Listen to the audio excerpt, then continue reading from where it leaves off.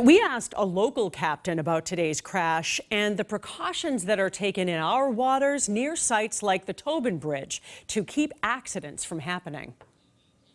At a certain point in the channel here, depending on conditions, usually you have tugboats alongside and get assistance. So in case you did have a steering problem or a power outage or whatever happened to be there, you wind condition, current, whatever, you'd have the assistance of, I say tugboats. And that's just based on my experience. I'm not speaking for the Port of Boston itself, because every condition's different. Every size vessel is different. And everything's always there. It's a call for, the pilots are on board, and the docking masters. They'll determine whether or not they need assistance or not.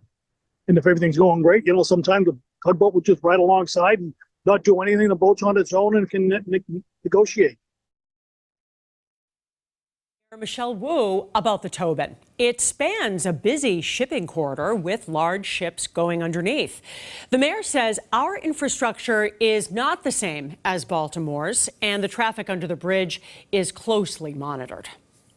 It takes a lot of work and preparation between all of the agencies that regulate this at the state level, the fire department, the Coast Guard, all those who are ready at a moment's notice. And we just hope that something like this would never come to pass, but Boston is ready for any situation.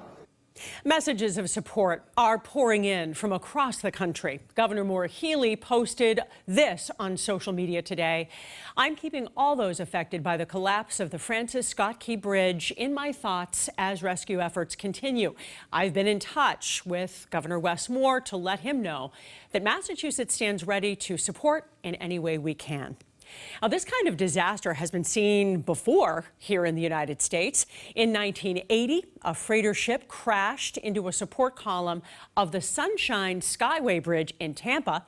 A 1,200-foot span collapsed there, and at least 35 people were killed. Going back to 1960, there have been at least 35 bridge collapses worldwide due to a ship or a barge collision. 18 happened in the U.S.